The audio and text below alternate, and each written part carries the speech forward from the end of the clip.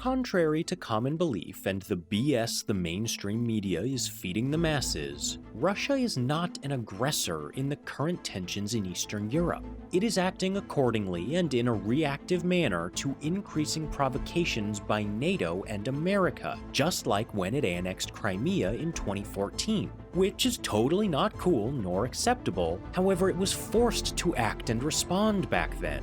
The same scenario is being repeated again. The loud warmongers in America, the UK, and Canada do not give a shit about Ukraine. They had every chance in the past 30 years to help Ukraine become as prosperous as other European states by increasing their investments in its economy and not getting it involved in their NATO wet dreams at Russia's doorstep. But instead, they did the exact opposite and kept Ukraine as a mere proxy battleground to counter and contain Russia.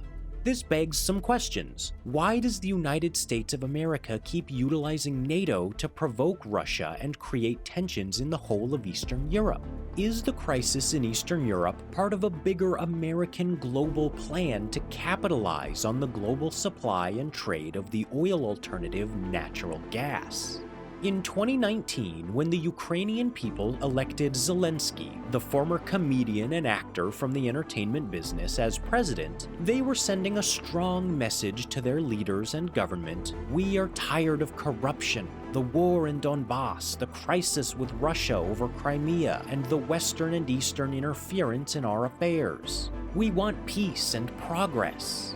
However, the good people of Ukraine forget that Zelensky has no experience in politics and never even practiced law, which he studied in university, and is merely a lively, funny character with good intentions, which makes him similar to a child, easy to bully and mold.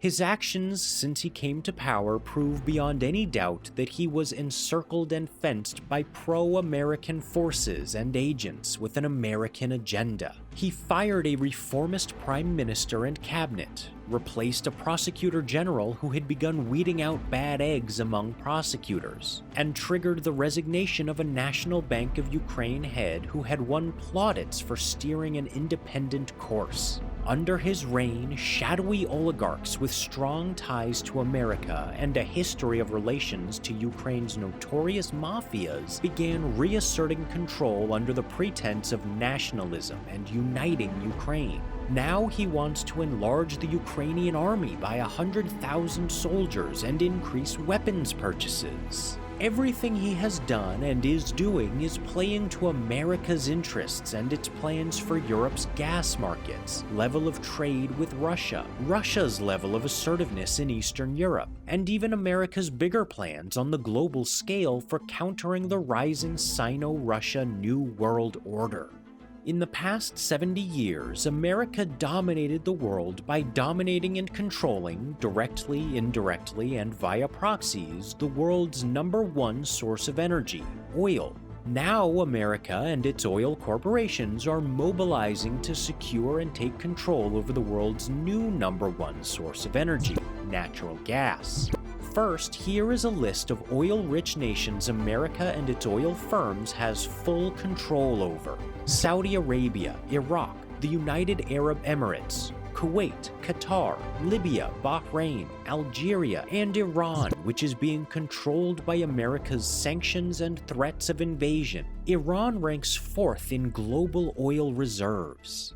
What most people don't know is that the Arab world and Iran do not just hold about 65% of the world's crude oil reserves. They also account for about 50% of the world's total proven natural gas reserves. Compared to coal or petroleum products, natural gas offers more fuel efficiency and lower emissions. As a result, natural gas consumption has grown steadily over the past decade, with the US, Russia, and China emerging as the fuel's biggest consumers. Gas is being used by all nations as a bridge for transforming from fossil fuels to renewables over the next 4 decades. By the way, the world is set to run out of natural gas in about 60 to 70 years max. As for oil, it is set to run out in about 50 to 60 years max.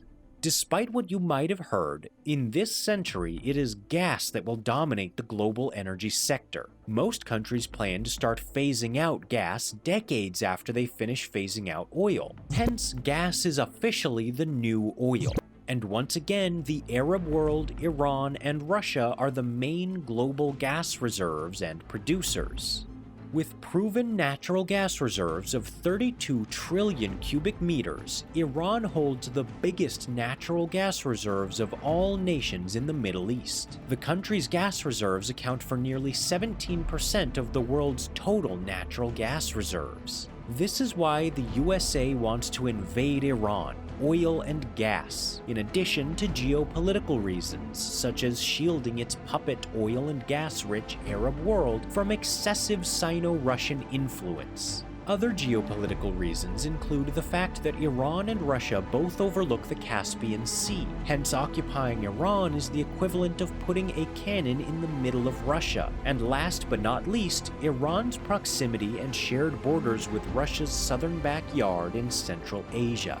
The heavy American presence in Iran and Central Asia would become a pressure point that can pain Russia and even interfere with Russian oil and gas pipelines feeding China and China's new Silk Highway to Europe. The destabilization of Central Asian states might already be an American priority. I do have to point out here that NATO's mobilization in Eastern Europe resembles the underway American mobilization in Iran and Central Asia. The same style and goals are involved. The targets are Russia and China.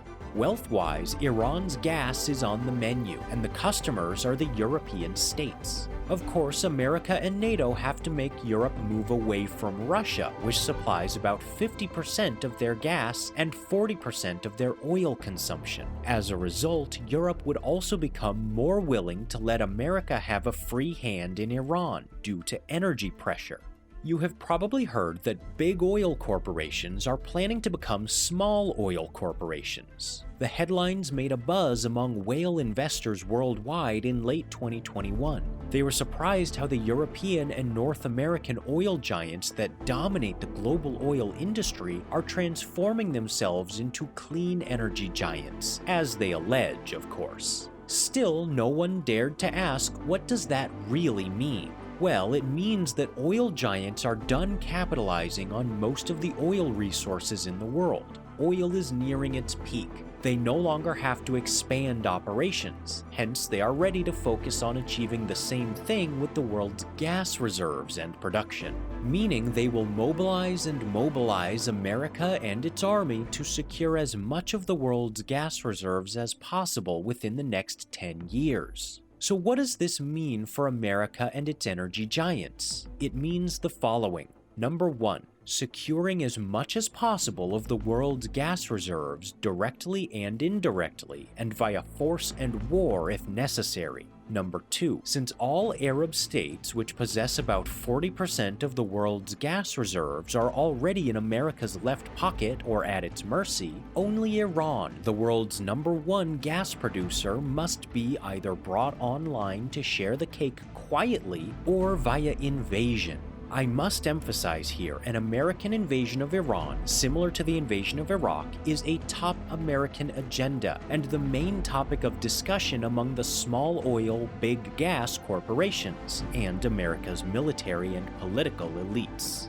Number 3. China's increasing demand for gas and rise as a threat to America's absolute global hegemony can be slowed or tamed for at least a few decades if America limits its access to Iranian and Arab gas. Hence, the urgency of resolving the Iran issue is becoming an increasingly urgent matter. Number 4. Large gas markets must be secured. Hence, Russia, which dominates a massive chunk of these markets, must be pushed out, starting with the European markets. Such a goal can only be achieved by igniting a war or serious tensions between the two sides, Russia and Europe. Europe is a massive market for gas and is predicted to double in the next few years. NATO has been mobilized since 2008 to begin provoking Russia. These provocations are working and have paved a way for a possible Russian invasion of Ukraine and possible destruction of the European-Russian energy and trade relations. China and Russia are already aware of such American plans. Hence, they have been undertaking major steps to kick America out of most of Asia, half of Africa, and half of South America. There are no guarantees that Putin will order even minor incursions into Ukraine. However, if the Chinese Communist Party leadership gave him some trade, energy, and security guarantees, he might annex the whole of Ukraine, cut gas supplies to Europe, build military bases in Cuba, Venezuela, and at least 2 other South American states, expand military presence and operations in Syria to complicate any American invasions of Iran, provide an alternative to the Arabs' gas, which will be directed to Europe instead of Asia, leading to shortages across Asia, and mobilize militarily shoulder to shoulder with China to establish military bases in several African countries with strategic importance.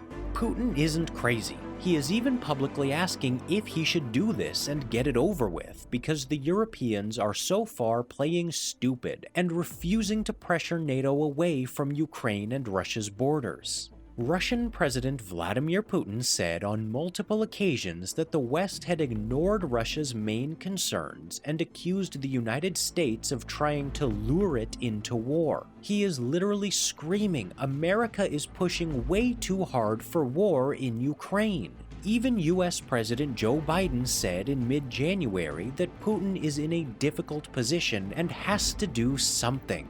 In a nutshell, it is business as usual in the realms of superpowers and modern imperialism. However, the mainstream media won't tell you this. But if you ask unbiased, informed university professors and experts, and even historians, they will tell you, yep, this is how the world works. Would you like to learn more about what influences the world economies and global financial flows? Click on one of the videos that showed up on the left or go to our channel to find other interesting topics.